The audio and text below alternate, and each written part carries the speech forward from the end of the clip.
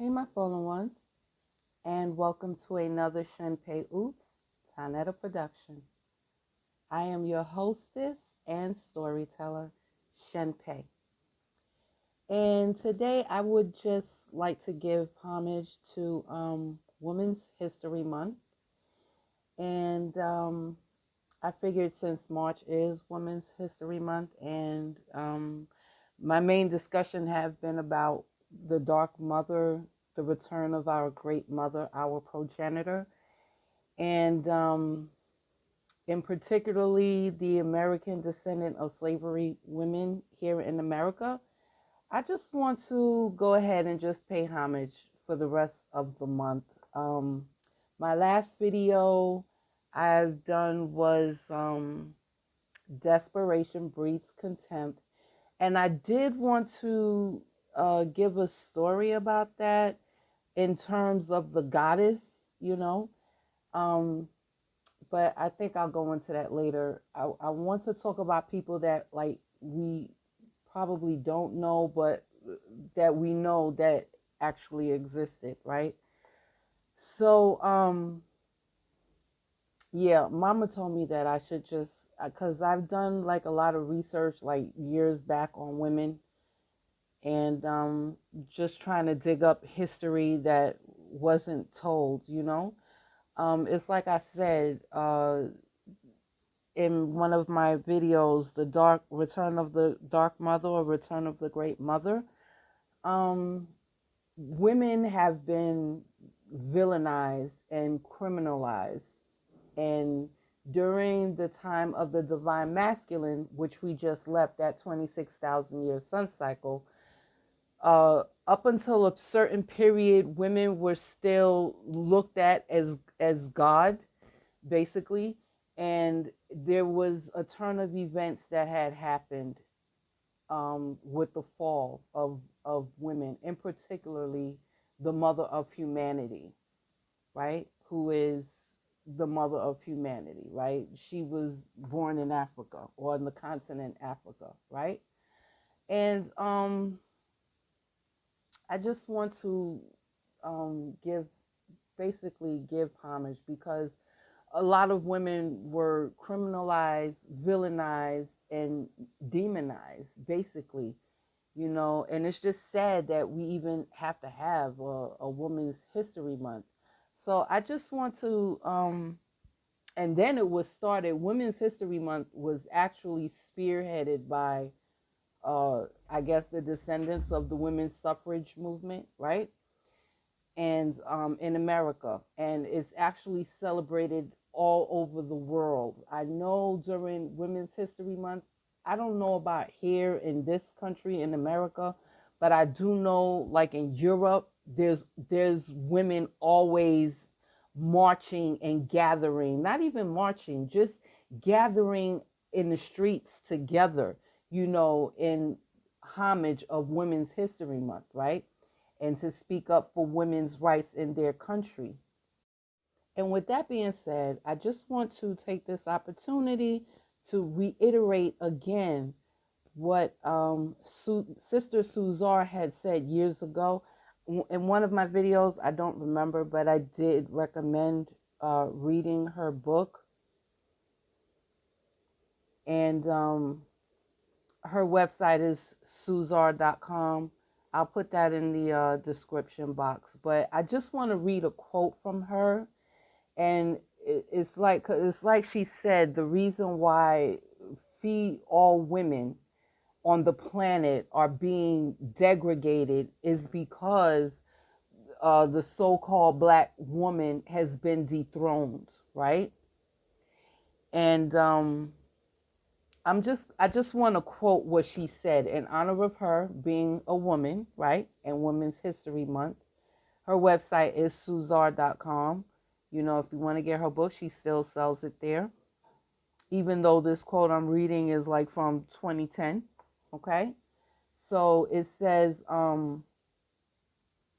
Volume 2 of the 7 volumes of this book resurrects awareness of the great black mama of creation and restores the black feminine part of the equation, which has been blacked out the most, even more than Black history. You thought the Black male was the endangered species.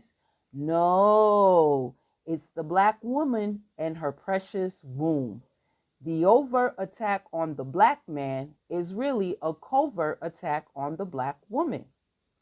The ongoing Great War on the Great Mother and the female principle is why all women of all races on all continents are being oppressed, repressed, suppressed, aggressed, depressed, demeaned, raped, subjugated, and even killed, often before birth. All sanctioned, promoted, facilitated by anti-female, patriarchal, counterfeit religions, the greatest motherfucking weapon against all women, and in reality, all humanity. The Black woman, mother of humanity, is the original, most powerful being on earth. Her powers have been largely co-opted to serve the beast in unsuspected, unrecognized ways. See item number 13, and you come to power for one major example. She is out of her mind, for she is in a spell. Actually, the whole planet is in the great ghost spell or great gospel, the great grip of the global piezo spell machine. If this spell is not broken soon, we, humanity and Earth, will arrive where we have been furiously herded to: extinction, obliteration. The Black woman, the mother of humanity, unknowingly holds the key to humanity's salvation. Rethroning creation's great Black mama and mother of humanity, the Black woman is the key to survival of humanity, all people, all life on Earth and planet Earth. And it's like I said in one of my other videos, I don't remember which one it was, but we are the mother of humanity, and that is what scientists identify as the Eve gene, meaning that in scientific terms, it's symbolic that this woman who is the mother of humanity have in her chromosome, right, have every single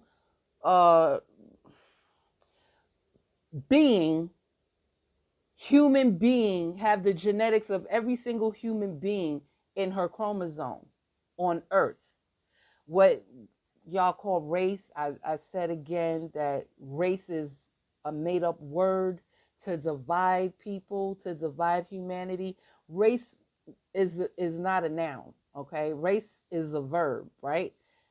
Race is a verb. It's an action word, okay? It's not a noun, right? Y'all remember a noun is a person, place, or a thing, right? Or a pronoun is the name of a person or a place, right? Y'all do remember that? Okay. So if not, there you go. I just reiterated that. But the word race is a verb. It's not a noun. And that word was used by the lizards, I like to call them, to separate humanity, right? Anybody on this planet who considers themselves to be a human being, right, is the daughter or son of the mother of humanity, okay? And that's just that. So I wanted to reiterate that again because with the solar cycle making its transition, the last winter solstice, December 21, 2021, we are fully in the transition of the dark womb of creation, the dark mother, the dark cosmic womb. And you should go back and look at my Return of the Dark Mother videos for more clarity on that. I will elaborate on that, but not on this platform, right? So yeah, I just wanted to bring that up again, because I think that's important. Women all over the world are being subjugated because the mother of humanity has been dethroned. And the mother of humanity, you know, they are under a spell. Gospel is actually an old English word, and it means is Anglo-Saxon. My bad.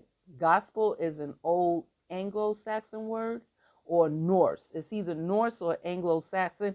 I can't remember which one, but it's an old word which traditionally meant good story, right? And God's spell, right? So basically, if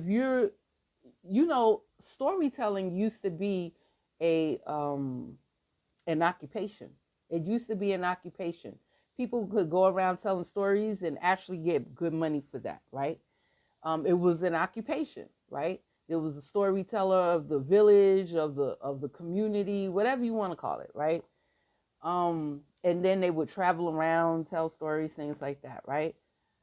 So it also meant God's spell, right? It was twofold: good story and God's spell. And if you look at it, I already told y'all that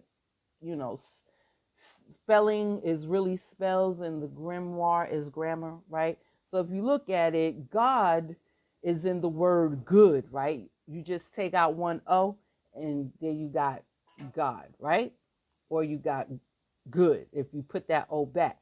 So gospel meant good story and God's spell, right?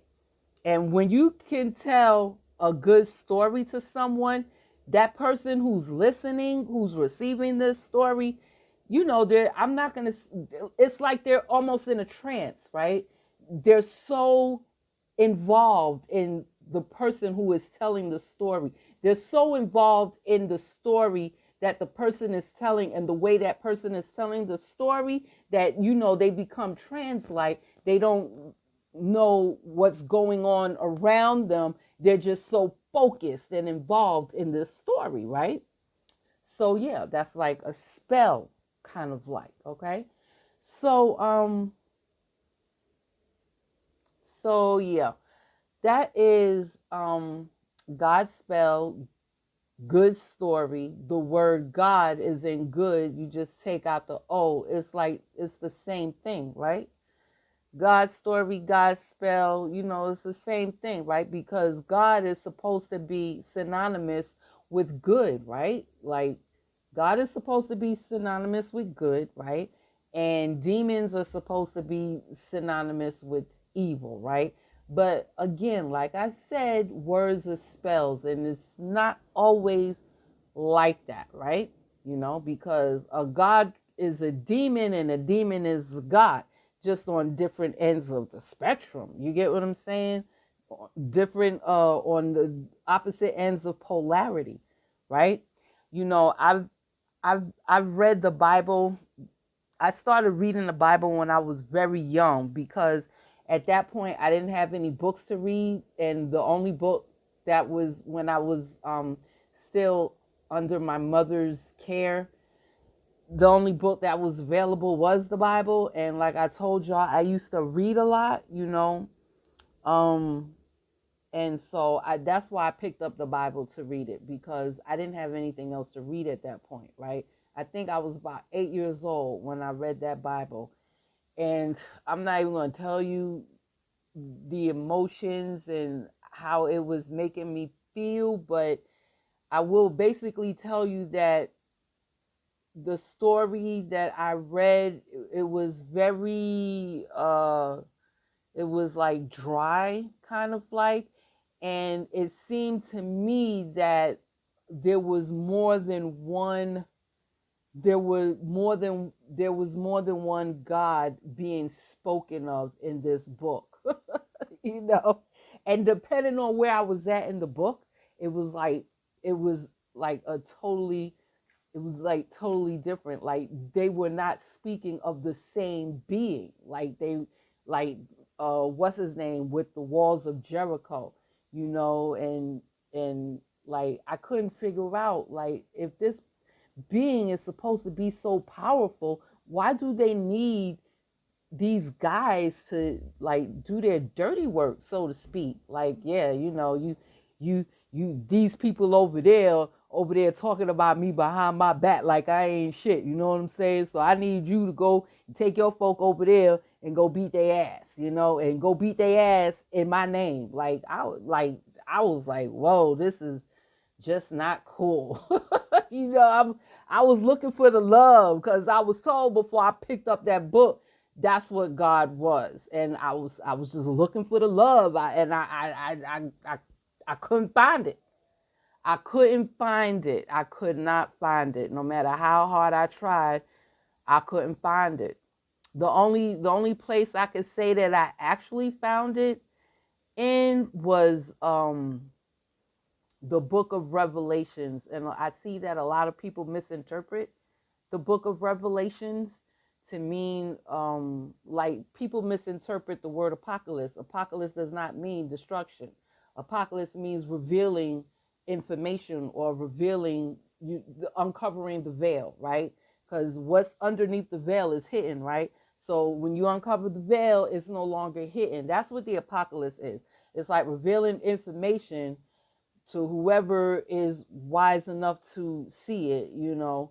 That's the apocalypse. Armageddon is the end of the world. Okay, that's the Armageddon. And to me, that the only part of the Bible that actually did speak about love, for me, it was the book of Revelation. Like that spoke about love. You know what I'm saying?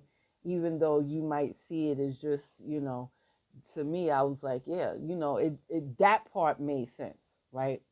But and then even in that part, that part still, it wasn't the same being, it wasn't the same God being that was spoken about in all the other books. This was a totally different being itself, also, you know.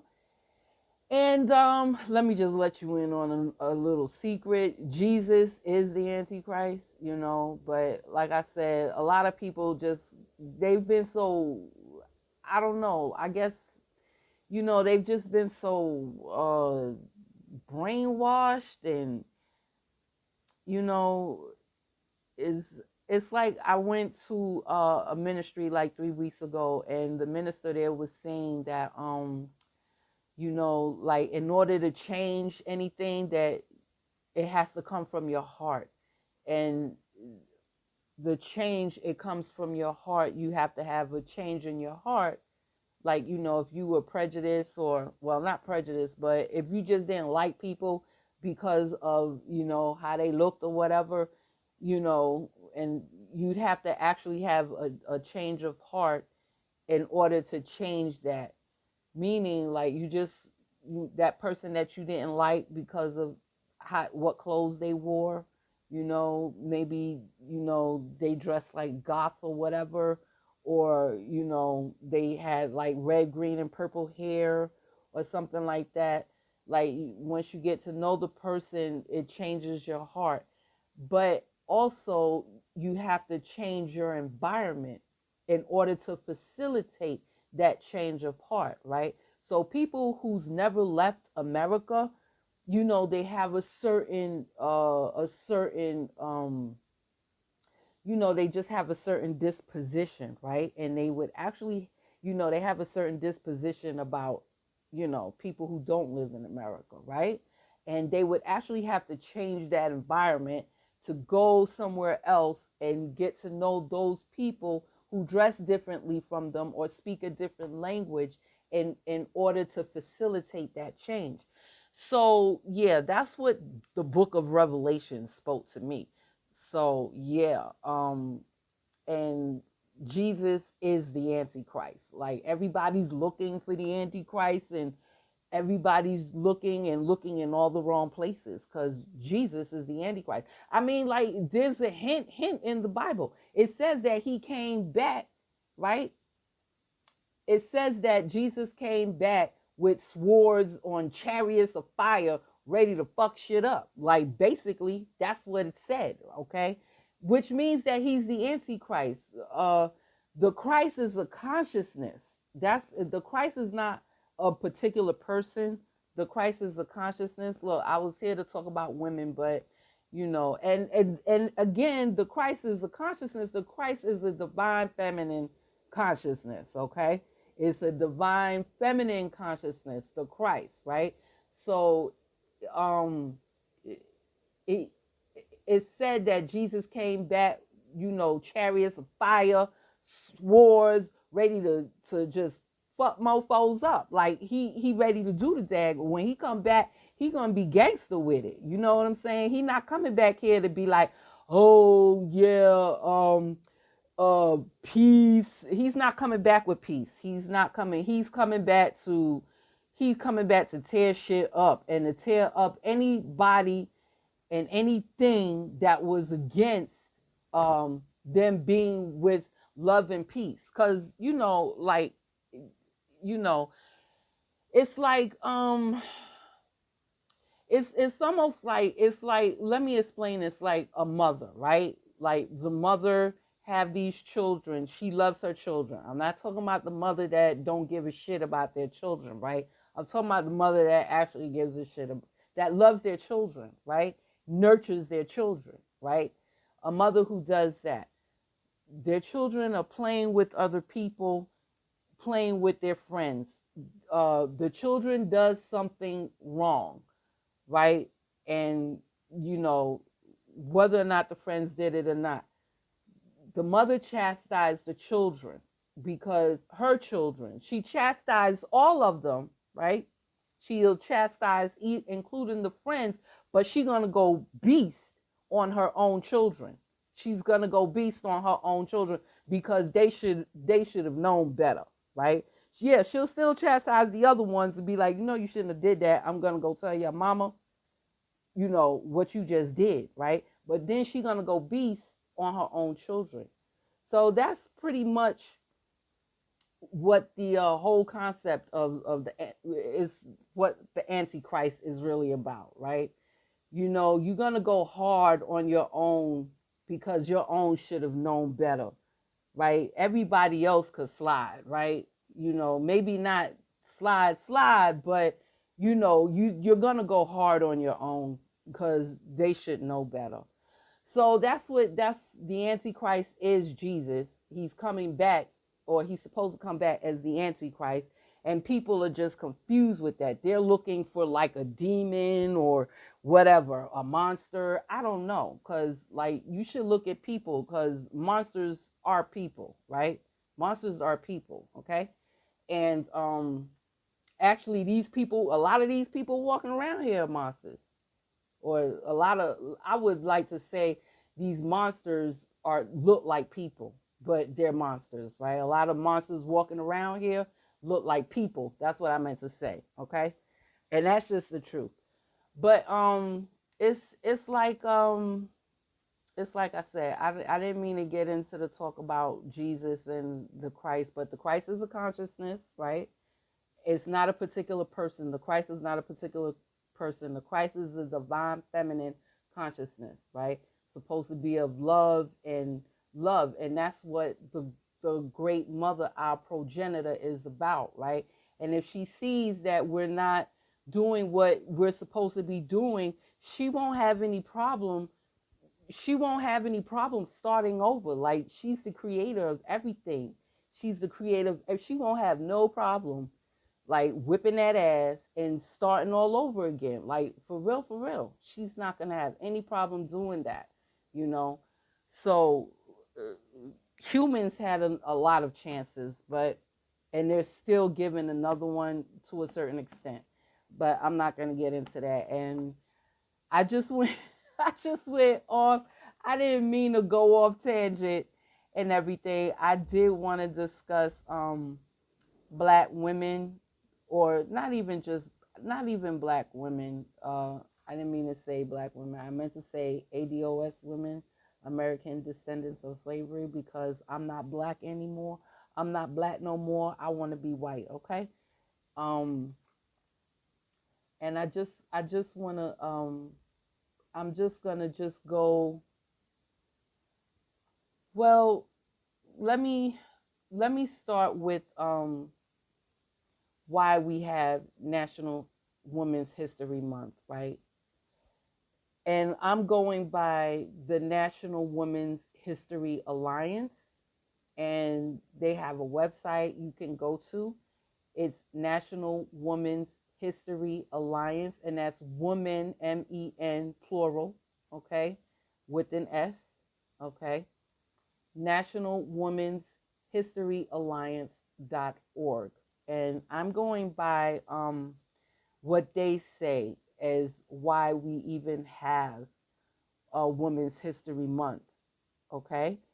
And according to them, it started in the 1970s as virtually, because history was virtually unknown in the school curriculum, grade K to 12, or even in the general public consciousness, right? So to address this situation, the Education Task Force of Sonoma County in California, their commission on the status of women initiated a Women's History Week. It was a history week, and it started in 1978, right? So the week of March 8th, which was International Women's Day, it was chosen as the focal point of the observance, right? And the local Women's History Week activists met with, they were met with an enthusiastic response. Like dozens of schools planned programs, for Women's History Week. I remember this as early as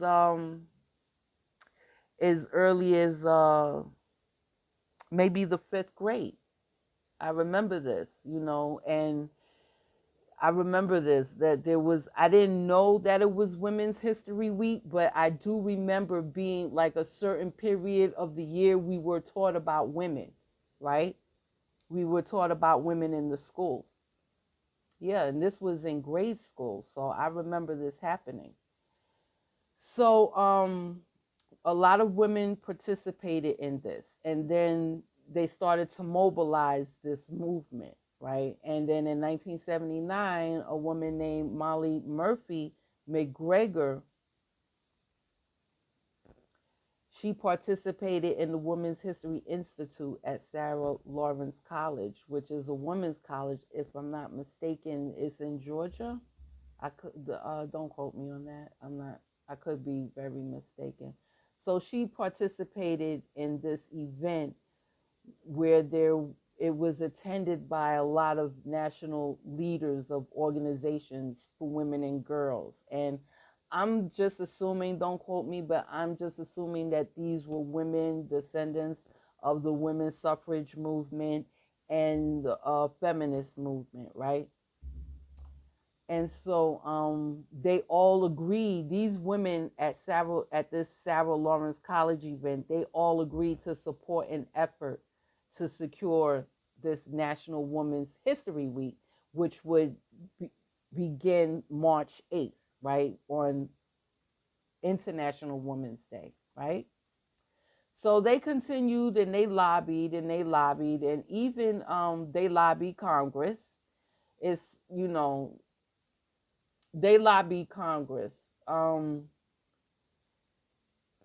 It started being displayed in schools in Maryland, Pennsylvania, New York, Oregon, and Alaska. I was born and bred in New York, so like I said, I remember this happening. And these women, they got together and they supported each other for this month, or this week, this particular week in March, to celebrate the achievements of American women, right? And they lobbied Congress. They lobbied Congress. And I didn't want to get off point, but it's like I said, they did this, and they were specific about the women. It said American women, right? American women. And They seceded because even in 1980, President Jimmy Carter, gave a national address designated March 2nd through March 8th as National Women's History Week, right? So they seceded in that. And it's like I was saying in one of my other videos that I know that there's black women like out here marching trying to get like some type of or these women that identify themselves as black women, they're out here trying to get some type of thing going for Congress to pass some bill to make black women a protected class. And I was like, that's never going to happen because like they obviously don't do politics, so they don't know. And like I said, you should get a political education from Yvette Carnell, because just saying black women is not going to work. Because like I said, my grandmama came over here from a whole nother country, and she came over here and she checked that black box. You understand what I'm saying? So, and she and her and a whole lot of other so-called black women that come here to this country from other countries, they'll check the black box and they'll be black when it's beneficial to them. They'll be black when they need to check that black box, but they're not out here like messing and dealing with G Floyds like American descendant of slavery women are. They just don't deal. They don't deal with them. Like, I was born in this country. I was born here. I'm first generation on my father's side. I would be first generation. On my mother's side, I would, be like 200 generation of slave on her side, right? Or descendant, well, slave, whatever, slave, people who were slaves in this country, okay? But and I'm saying that to say that they don't deal with I've been here. I was raised and born and bred here in New York, and I'm telling you, like, I was born here, and I didn't even mess with G Floyd. I my children's father is not an American G Floyd. Let me just put it like that, right? He's not an American G Floyd, okay? And I've never really dealt with American G Floyd, okay?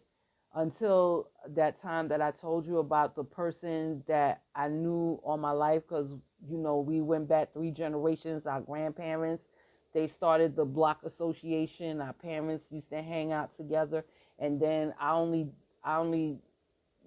dated him because I was just, how you say, I didn't think that I needed to vet him because I knew him all my life, like, basically. And I was just comfortable. But it turned out that I didn't really know him like that, right? So, yeah. And yeah, I never did again. And like I said, that's only because I knew him. It's not like, I was out there dating and specifically just dating American G Floyds. No, I never did that. I never did that. Most of the men that I dated, they were G Floyds from other countries, okay? That's what they were. So, and I'm saying that to say that only American descendant of slavery women deal with the G Floyds here, the American G Floyds. They're the only ones. So I would think that they would be specific when they're trying to get a law passed to make themselves a protective class, right? Because they're the only ones dealing with them, like, for real, for real. But not to go off tangent again and to get off point, but these women here, they were specific. They wanted Congress to pass something that would celebrate and honor and recognize the achievements of American women, okay? American women, see? And they got it because in 1980, President Jimmy Carter, designated March 2nd to March 8th as National Women's History Week. right? And that was in 1980. He made this speech. So by 1987, after they lobbied Congress some more, Congress declared the entire month of March as National Women's History Month. So in 1987, it was declared by Congress as National Women's History Month. And National Women's History Month would be American Women's History Month, right? They were specific, right? So that's how it started. And specifically speaking of American women, I'm just going to, for the rest of the month, go ahead and pay homage to these American women, right? And for the most part, most of them are American descendants of slavery women. I do have some other women in there, but it was because they were tied to uh, American descendants of slavery women in terms of politics, right? So first, I want to start off with my favorite. My favorite one was I call her Godmama, Harriet Tubman. You know, and to me, in her photos, she always looks so sad. She always looks so sad to me when I look at her photos. But I could see that I've always saw her and thought of her as a person to be filled, to the brim with total conviction, confidence, and optimism. Like she had it, you know. And I know that every Black History Month, everyone always mention Godmama Harriet Tubman, but they don't really talk about her, you know. They don't really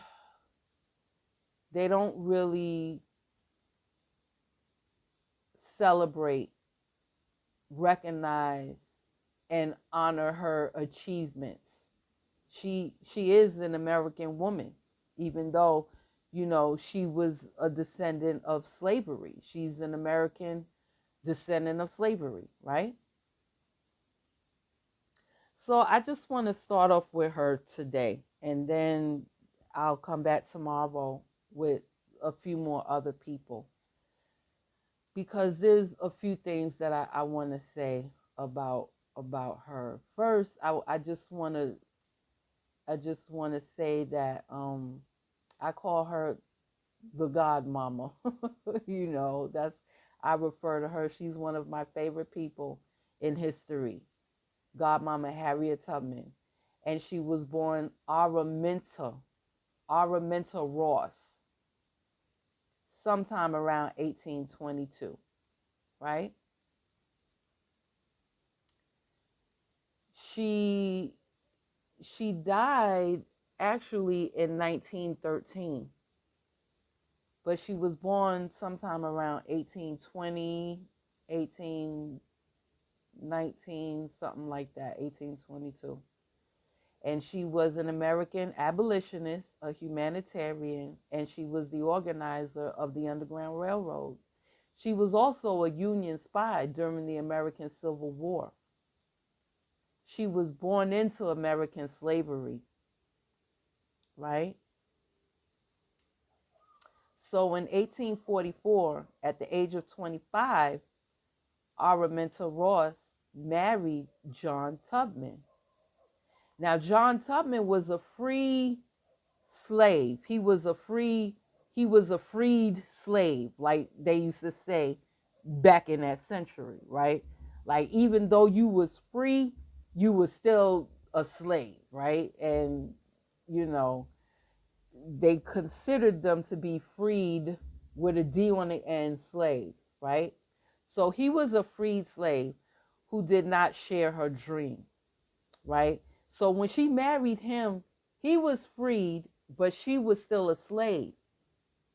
And she knew that there could be a chance, of course, that she could be sold and her marriage would be split apart, right? But she always dreamed of traveling north because, that's where a whole lot of freed slaves were. They were up north, right? There she would be free and would not have to worry about having her marriage split up by the slave trade. But her husband, John Tubman, did not want her to go north. He said, of course, that he was fine where he was and there was no reason for moving north, right? So Harriet said she would go by herself, right? But then he replied with questions like, when it's nighttime, how will you know which way is north? And what will you eat? So these are the questions that he would ask her whenever she was like, screw you, I'm gonna go by myself, right? He was like, well, how you gonna know which way to go and what the heck you gonna eat? So then he told her that if she did run off, that he would tell her master. She didn't believe him until she saw his face and knew in his heart that he meant it, right?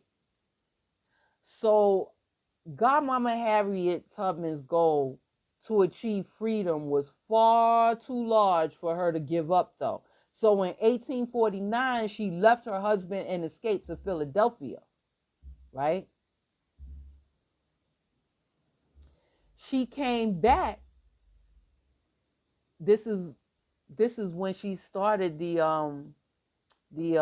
Underground Railroad. When she got to Philadelphia, and she was free, she was still restless because she was like, there's a whole lot of people that's behind that would love to be where she's at, So she was like, all right, I'm going to go back and get them, right? She actually took off with her husband's brother.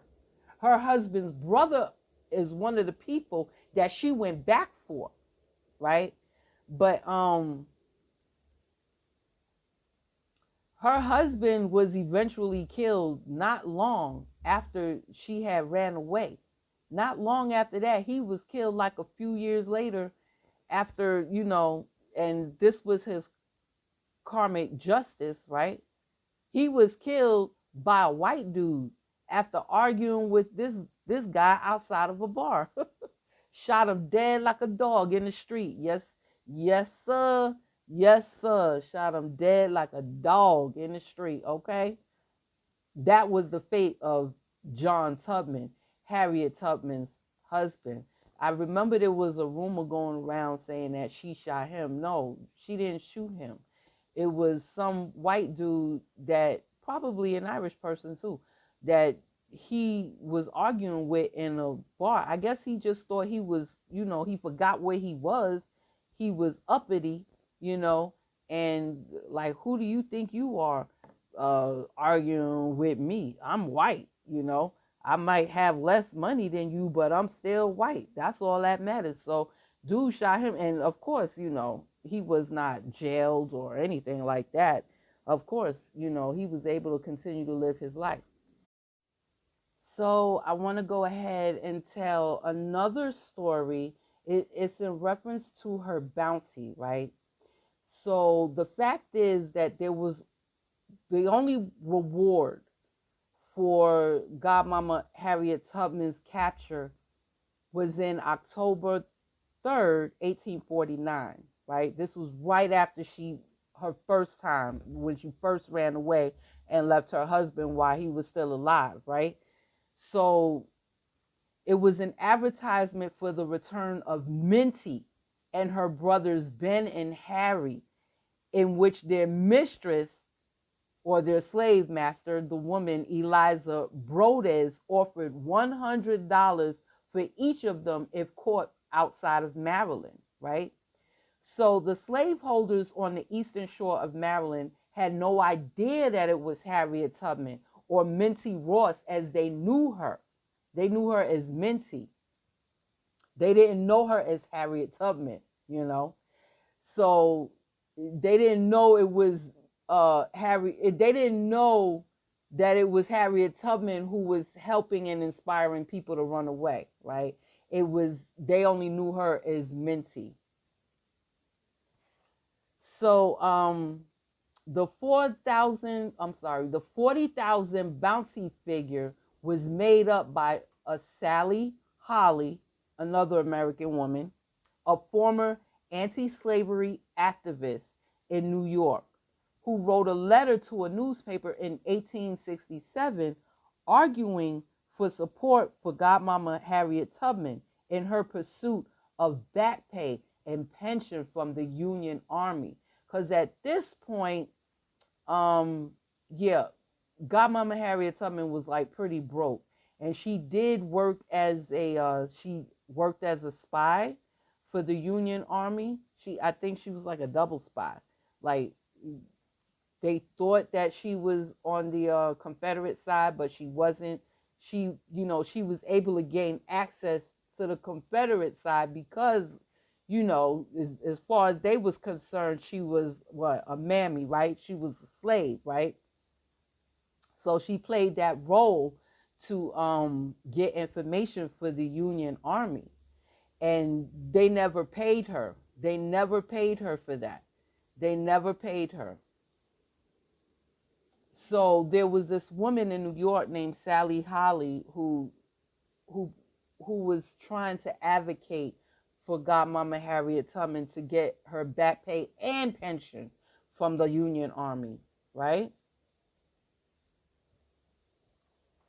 So New York at that time financed the extraction of its black citizens whom were kidnapped and held captive by slave owners, and also financed state prosecution of these criminals.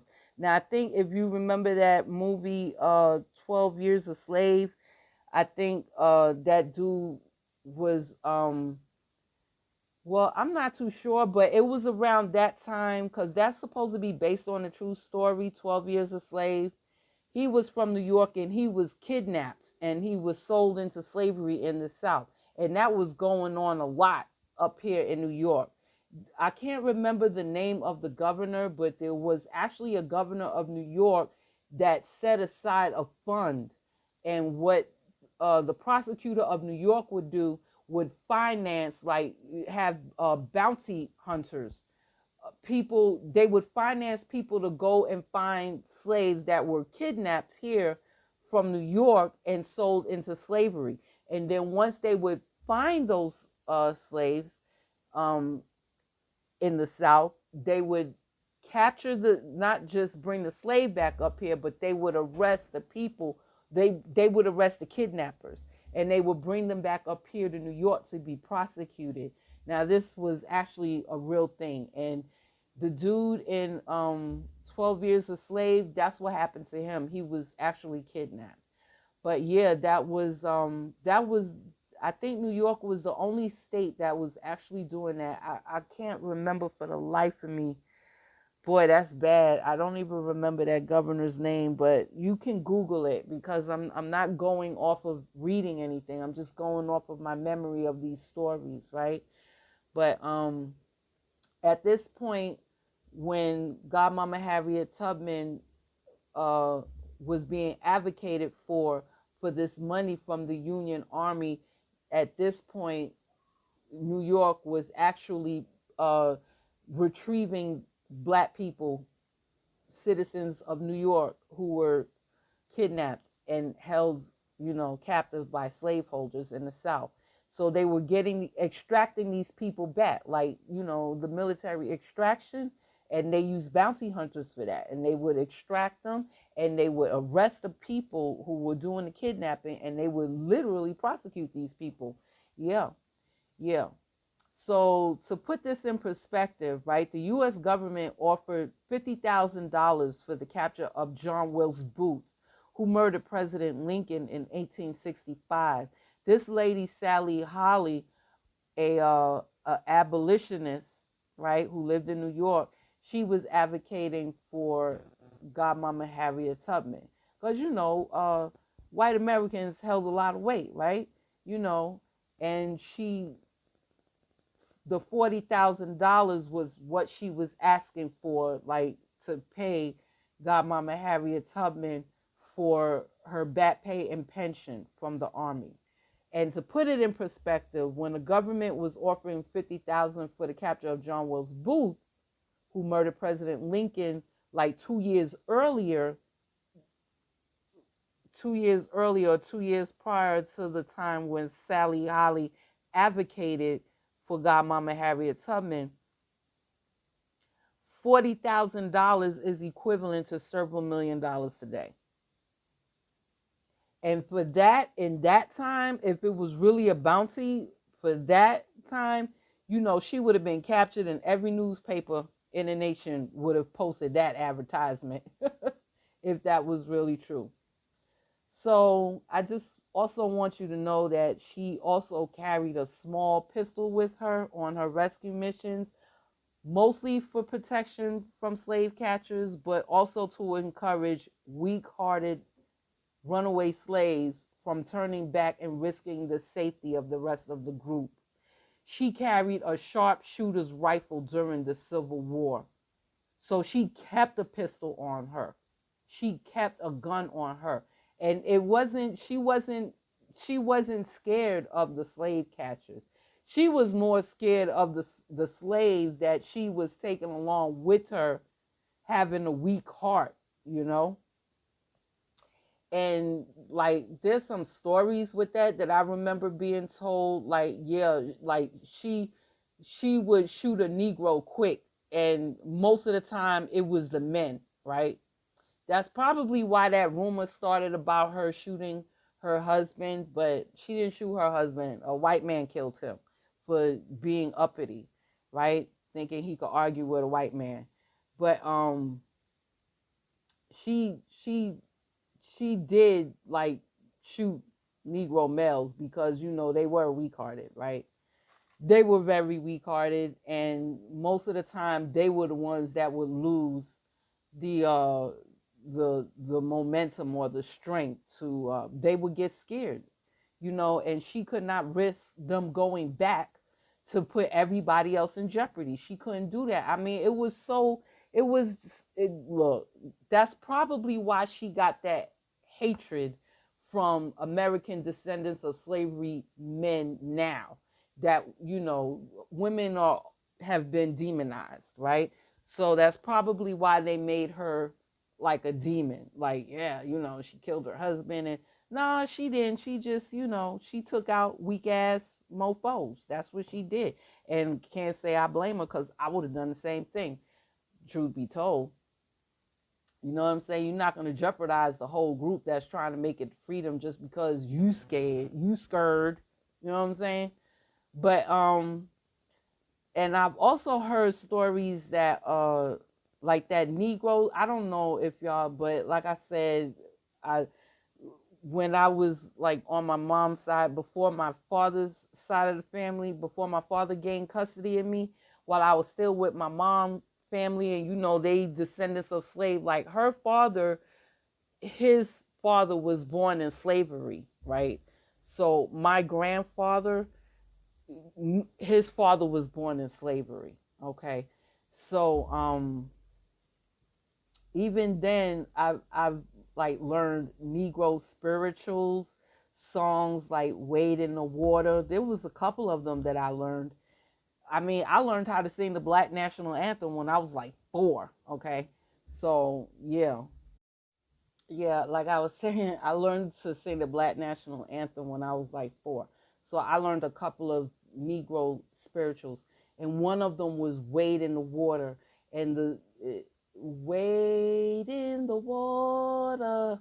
I probably think, I don't know if y'all watch like slave movies, y'all probably heard that song, but that was a song that was sung on the Underground Railroad for the people that were looking, like it was like a signal. It served as two things. It was like a signal of well, it's actually served as one, but then there's another story also that's connected to the water, right?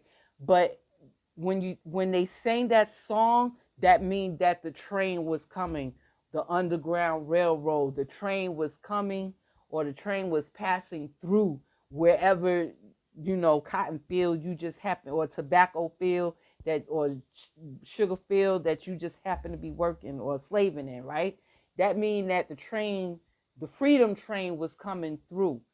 So that was like to signal, like, if you was ready to go, that you can go ahead on this Underground Railroad. Godmama Harriet was on her way. So they sang "Wade in the Water." Yeah, to let the other slaves know that, if you want to go, you could go ahead. And you had some slaves that went ahead, and then you had some slaves that didn't, but they would feed the people, that was making that passage. They would give them food and stuff like that, to continue on their journey. Yeah. And actually, that's where hush puppies, that's like one of my favorite foods in the South that I eat with my fried fish and my fried green tomatoes. And it's hush puppies also. That's like a meal, but the hush puppies come from, it's made of cornmeal. Anybody who's Southern Black would know that, right? It's made of a cornmeal, and it's almost like a Johnny cake, but it's like balls. It's like a ball of cornmeal, right? And the reason why it's called hush puppy, because this is also something that they would get on the Underground Railroad when they was passing through, and they would sing that song "Wade in the Water," right? And one other thing that they would get was the hush puppies. And what would happen is, when they were being chased by the dogs, they would throw these hush puppies on the ground to throw off the scent of the slave that was running away. And the dogs would actually eat these cornmeal balls. They would eat them, and they would lose the scent of the runaway slaves. That's why it's called hush puppies. Okay, because it would hush, hush. It would hush the dogs up from barking. They know when the dogs hushed, and because when they, well, you don't know, but if you watch slave movies and you see that they were running away and the dogs barking, and they could hear them dogs, and they be running, they could hear them dogs, but the minute them dogs stop barking, that means they eating them hush puppies. They eating them hush puppies. So, that was an escape route for them. It'll throw off the whole scent. They just, they start looking for them hush puppies. You know what I'm saying? Yeah. So, okay. So "Wade in the Water" was a song, to signify, to let the slaves know that the train on the Underground Railroad was passing through. And if you was ready to go, you was welcome to join. Other slaves would just get food and water for everybody who was on that journey. And Godmama Harriet Tubman, she carried that pistol mostly for the black males, because they the ones that just always lost the heart. And also, unfortunately, a lot of times they would also, the weight in the water, because they were in the water a lot, they had to throw off the scent, right? And the dogs can't pick up, also they can't pick up the scent off the water, right? It will throw them off, right? So and when they, sometimes if they didn't have the hush puppies, they would have to, get into the lake or get into the water to throw off the scent in the night, and be still, right?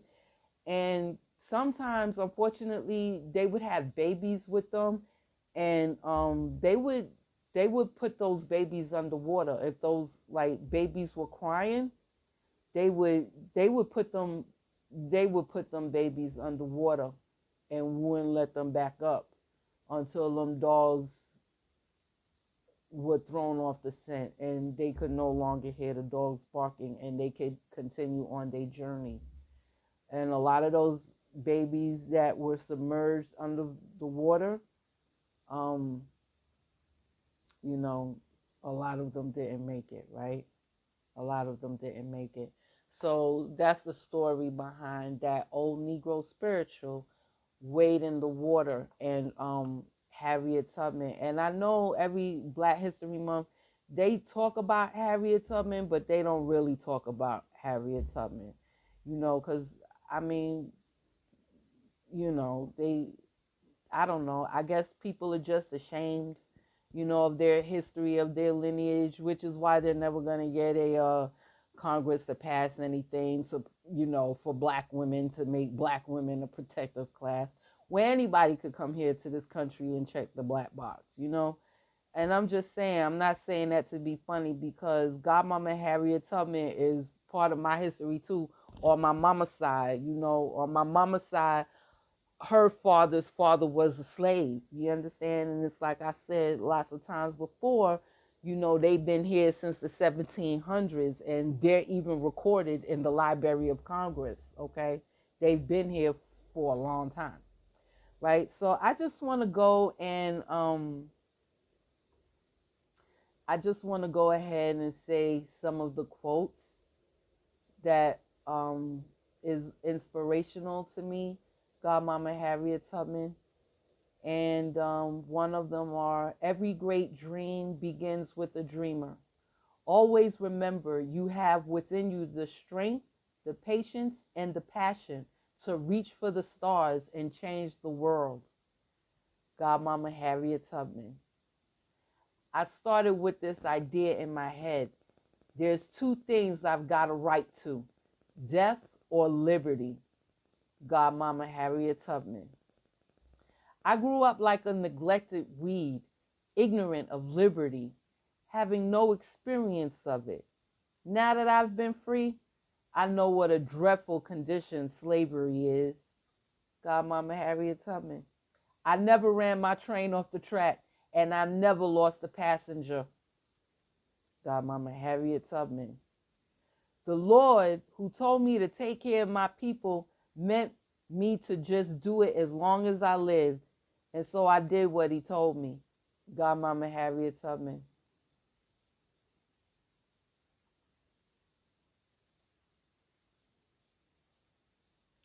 As I lay so sick in my bed from Christmas till March, I was always praying for poor old Massa.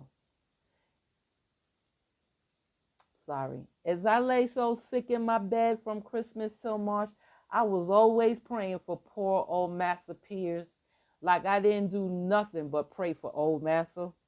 Oh Lord, convert old Massa. Oh dear Lord, change that man's heart and make him like a Christian. I prayed all night long for my Massa till the 1st of March. And all the time he was bringing people to look at me and trying to sell me. I changed my prayer. 1st of March, I began to pray, oh Lord, if you ain't never going to change that man's heart, kill him, Lord. Lord, and take him out of my way.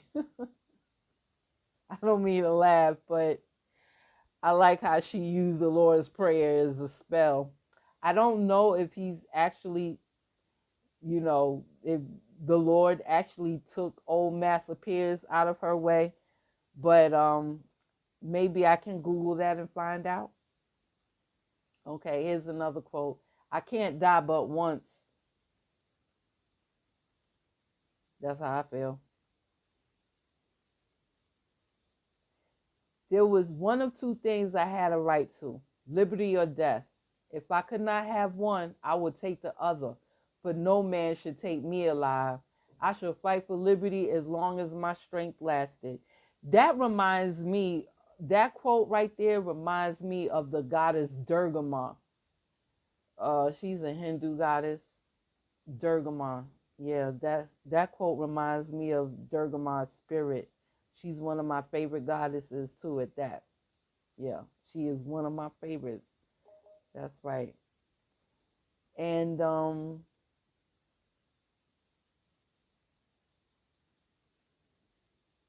here's another quote. I bring you one of the best and bravest persons on this continent, General Tubman, as we call her. Now that quote was from John Brown when he was introducing Harriet Tubman to Wendell Phillips, right? Now, John Brown, I never even knew was a real person until like very late on in my life. Like I said, when I was younger, like I said, on my mother's side, my my her father's father was born into slavery, right? And so like I learned the old Negro spirituals, things like that. And one of the songs I also learned, like I said, I learned how to sing the Black National Anthem when I was 4. Another nursery, and I always thought it was a nursery school song, was John Brown. I don't know if y'all know about that John Brown song. John Brown had a little Indian. John Brown had a little Indian. John Brown had a little Indian, one little Indian boy. And we used to, when I was learning my numbers, we used to count all the way up to 10, right? With John Brown and his little Indians, his 10 little Indians, right? And that was the same, that was almost the same, like learning how to count with the bear song. Was it the bear song with the bears in the bed and we counting them down when they was like roll over? Oh my goodness, it's on the tip of my tongue, but it was another counting song. But anyway, I never even knew that John Brown was a real person until much later on in life. And I was researching, and I was actually researching, I think it was Harriet Tubman. I was actually researching her when I came across John Brown. I was like, oh my God, this was a real person. And sure enough, he was a real person. But what was just so sad about it, he was an abolitionist, and I believe he was from Kansas. Please don't take my word for it. I believe he was from Kansas, and white man, of course. He was a white man. His name was John Brown. He was from Kansas, and he was an abolitionist. And he actually, like I tell you, boy, he knew Godmama Harriet Tubman. So you know what? She had to carry that pistol with her to off Negro males off. I'm telling you, because they were so weak. And John Brown was an abolitionist who was actually fighting to abolish slavery, and he was like an insurrectionist. Like he would start slave revolts. Not even start them, but he would what's that word I'm looking? Encourage. He would encourage slave revolts, and not only did he encourage it, but he participated in these slave revolts. And the last one that he did, he went and got guns and everything, pistols, rifles, all of that, for these black male slaves to fight for their freedom. And don't you know, I mean, boy, I tell you, they left him there. They dropped them guns and they left him there to fight, the other white men who didn't want to end slavery. Yeah, he had them all on his like land or something like that, his little property. And they were living there free and everything. And I guess he was like, these people coming to take y'all back. Y'all want to fight for y'all freedom. Here's some guns and everything. I'm going to stand right next to you and we're going to take them down. Boy, I tell you, in the middle of all of that, them Negroes, they ran. They ran and they left that man and his family, his brother there. And yeah, he was executed. John Brown was actually executed right after that incident. So I just want to apologize if he has any descendants left. I want to apologize, for them scary ass Negroes. I don't mess with scary ass Negroes. Scary ass Negroes are dangerous and they will get you killed. And that's real talk. Look at what happened to John Brown. Just look at what happened to John Brown. And I never even knew that this was a real man until later on in life. I was singing this man's name, 4 years old, as a 4-year-old child. I'm thinking this is a fictional character that just had a bunch of Indian people, in some type of story or something. That's what I thought. I think I was like in my 40s when I finally learned that John Brown was an actual man who fought, you know, in slave revolts. And it was just sad that I read that he was deserted by Negro males. Like they left him there. Like, boy, I tell you. Boy, I tell you. So I'm just going to leave it at that. And the last person I want to just briefly mention, she's also one of my favorites. And this is going to be real short. Her name is Annie Green, and she was a pickpocket who always chose her victims from white men in the Barbary Coast of San Francisco. And the police could never get anyone to prosecute her because, no one would admit that, they had anything to do with a black woman. No one would ever admit to having anything to do with a black woman. So, she was able to get away with it all. She was a good pickpocket too. So that's Annie Green, and hey, that's the last person I'm gonna do for today for National Women's History Month, and all of these women are American. Okay, so that's it for now. Until later. Oh yeah. Also, again, I have subscriptions for remote jobs. So hit me up, shenpe9@gmail.com. If you're interested, I'm selling those for $5 a week. Also, I have information on free coding classes because I'm telling y'all that's where the money resides. And as a matter of fact, my next women history is going to be on women who back then probably would have been coders, if there was any of that then. But there were.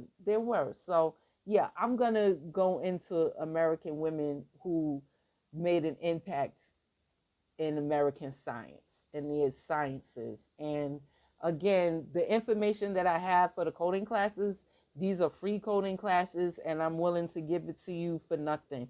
Just hit me up in my inbox, shenpe9@gmail.com. That's where the money resides. If you're not interested, at least give it to another lady, my email to another young lady who, because that's where the money is at. And I feel like I said, my son is now, I told y'all before that he was teaching for $27 an hour, and he's teaching privileged children. And I don't need to, mention, the color of these children, but they are privileged children. And he also got a private tutor job, making $90 an hour teaching coding.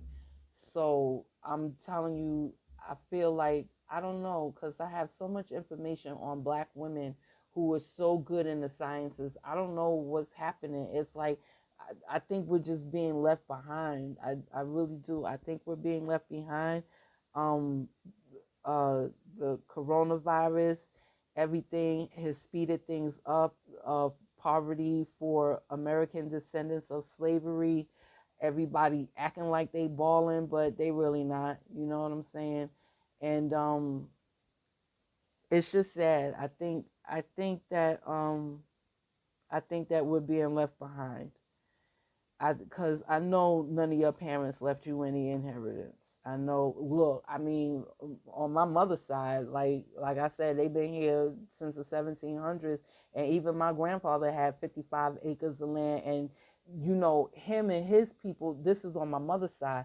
Him and his people always been race people. That's what they used to call, American descendants of slavery back then. He was a race man, meaning that he was for the better, like Harriet Tubman, he was for the betterment of his race, Um, uh, Dr.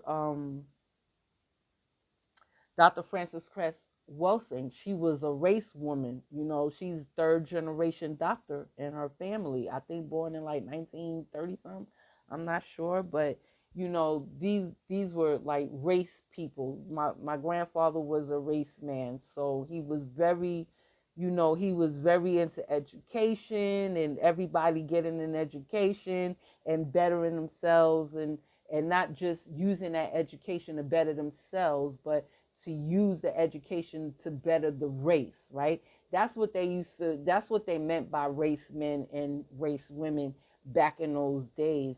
But I don't know what happened. The baby boomers fell short of that. Like my mother and her brothers and sisters, they fell very short of that.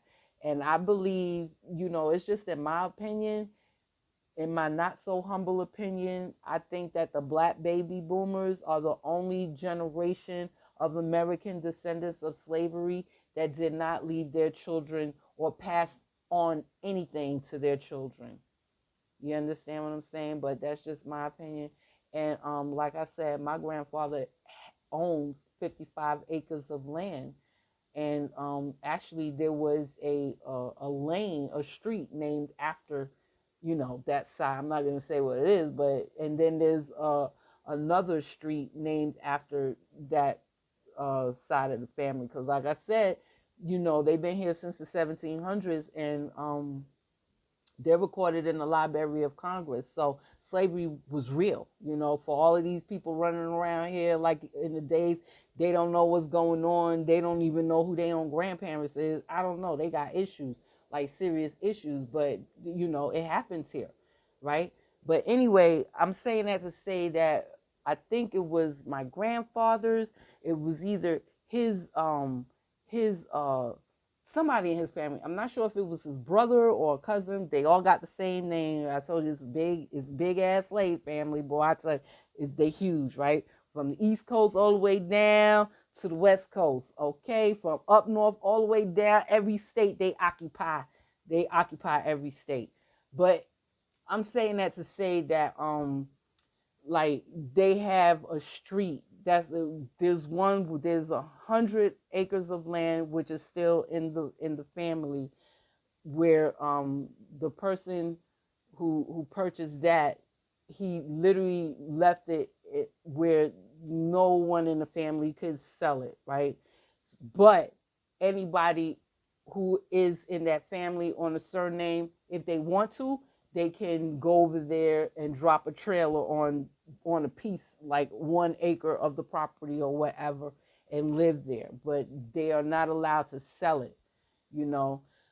My grandfather, on the other hand, his 55 acres of land, I don't know, he didn't leave anything like that in a clause or anything. And none of his children, you know, well, let me just say it's not in the family anymore, right? And I just think it's just sad. It's just really freaking sad, because they were a spoiled group of people, these baby boomers. And you know, like their whole attitude was like, you know, well, I got this and I got that, and why you ain't got it? Why you can't get it? I was able to get it. Why can't you get it? That's their whole attitude. And I'm like, you know, if like that's you know, it's like, and now I'm gonna use the term black, but black people are only, well, particularly American descendants of slavery are the only ones that don't leave anything for their children. And like I said, the baby boomers, they dropped the ball. They dropped the ball. And right now, as it stands, American descendants of slavery are the only ones in this country that don't leave anything for their children. They don't. They just don't. You know, I mean, it's just sad. It's just sad. But like I said, I'm not black no more. You know, I want to be white. So I'm looking for America to make me white. That's my goal in life. You know what I'm saying? And until then, until they can make me white, you know, I'm just going to hop around on my passport and use my American privilege. And while I'm here, I'm going to use my immigrant privilege, because while I'm here, I'm not black no more. And until they make me white, I'm just going to use my immigrant privilege, right? Because I do politics. I do I do politics. But anyway, that's it for now. Like I said, hit me up in my inbox for the free coding classes because that's where the money resides. Hit me up in my inbox for that. If you're looking for remote work, subscribe and hit me up in my inbox. I can give you the information for that, okay? All right, so until I'll come back tomorrow with it'll be a lot shorter, but I do want to discuss American women that made feats in science, in the sciences, okay? I think that's very important, especially since I feel like we're just being left behind. I don't mean to ramble on. I feel like I'm rambling now, but yeah.